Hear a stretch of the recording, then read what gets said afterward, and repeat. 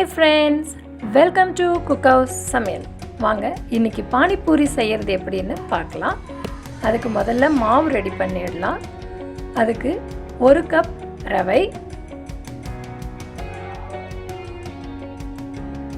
2 tablespoon மைதா,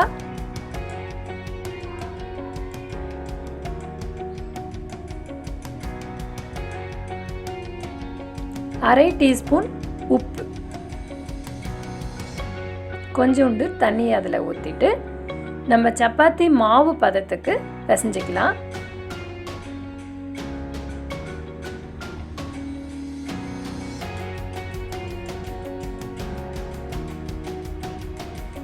ஒரு 5 நிமிஷம் போல் பிசைஞ்சிக்கிட்டிங்கன்னா இந்த ஸ்டேஜுக்கு வரும். கைக்கு ஒட்டாமல் வரணும். இது போல் பிசைஞ்சிட்டு ஒரு நாப்கின் எடுத்து அதை க்ளோஸ் பண்ணி ஒரு 1/2 ஹவருக்கு ரெஸ்ட்டில் வச்சுருங்க. இப்போ நம்ம ஒரு ஸ்வீட் சட்னி ரெடி பண்ணலாம்.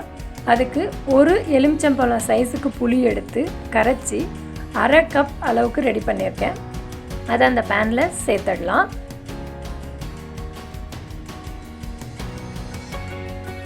ஆறு பேரிச்சம்பழத்தை கொட்டை நீக்கி எடுத்து வச்சுருக்கேன். அதையும் அதில் சேர்த்துடலாம்.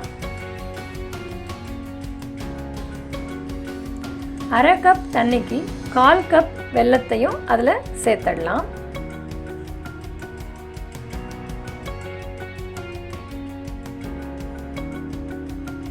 அரை டீஸ்பூன் மிளகாய்த்தூள், 1/2 டீஸ்பூன் உப்பு எல்லாத்தையும் போட்டுட்டு கலந்து விட்டுடலாம். இது ஒரு 10 நிமிஷத்துக்கு பாயில் ஆகணுங்க. நல்ல தண்ணி போல் இருக்கிறது ஒரு கெட்டி பதத்துக்கு வரும். அது வரையும் நம்ம மிதமான சூட்டில் வச்சுட்டு கலந்து விட்டுட்டே இருக்கலாம். என் சேனலை சப்ஸ்கிரைப் பண்ணிக்கோங்க, பெல் பட்டன் ப்ரெஸ் பண்ணிக்கோங்க. நெக்ஸ்ட் வீடியோ உங்களுக்கு நோட்டிஃபிகேஷன் வந்துட்டு இருக்கும்.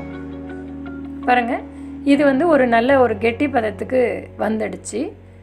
இந்த பதத்துக்கு வரும்போது நம்ம அடுப்பை அணைச்சிட்டு ஒரு மிக்ஸி ஜாருக்கு மாற்றிடலாம். ஆறுனதுக்கப்புறம் இதை ஒரு விழுது போல் அரைச்சி எடுத்து வச்சுக்கலாம். அடுத்து மசாலா ரெடி பண்ணிக்கலாம். அதுக்கு 3 உருளைக்கிழங்கு, 1 கப் பட்டாணியை 2 விசில் விட்டு எடுத்து வச்சுருக்கேன். பாருங்கள், இந்த மாதிரி வந்திருக்கு.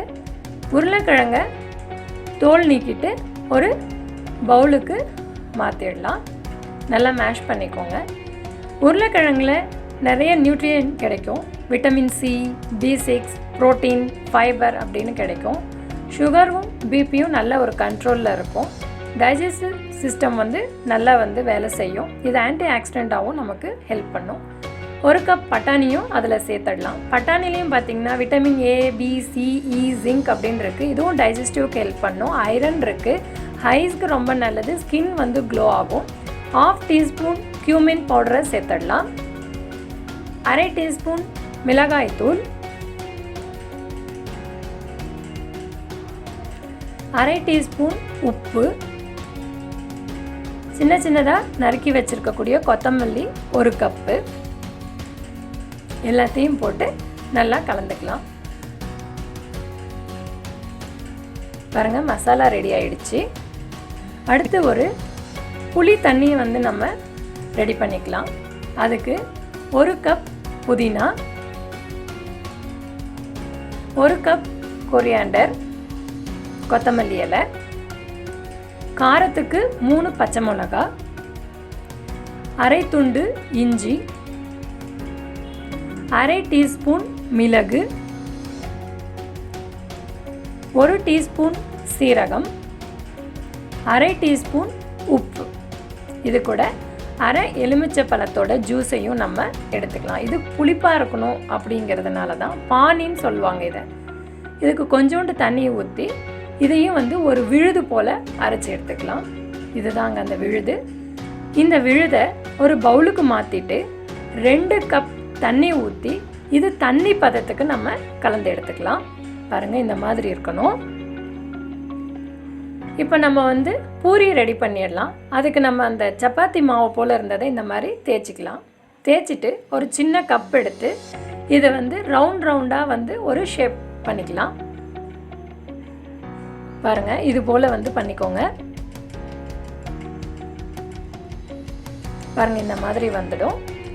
இப்போ நீங்கள் அந்த மாவை எடுத்தீங்கன்னு சொன்னால் அப்படியே க்ளீனாக வந்துடும்.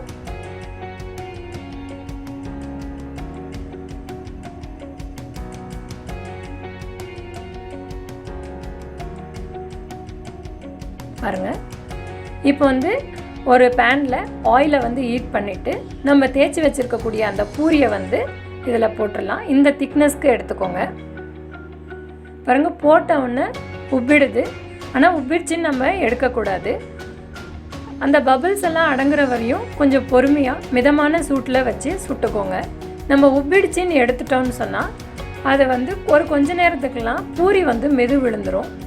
நல்லா மொறுமொறுப்பாக வரணுன்னா கொஞ்சம் அந்த பபிள்ஸ் அடங்கினதுக்கப்புறம் எடுத்துக்கலாம். பாருங்கள், இப்போ பபிள்ஸ் எல்லாம் அடங்கிடுச்சு. இந்த ஸ்டேஜில் வந்து நம்ம பூரியை வந்து வெளியே எடுத்துடலாம்.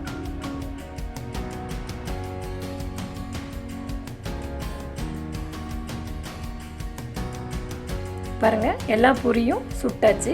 எவ்வளோ மொறுமொறுன்னு இருக்குது பாருங்கள்.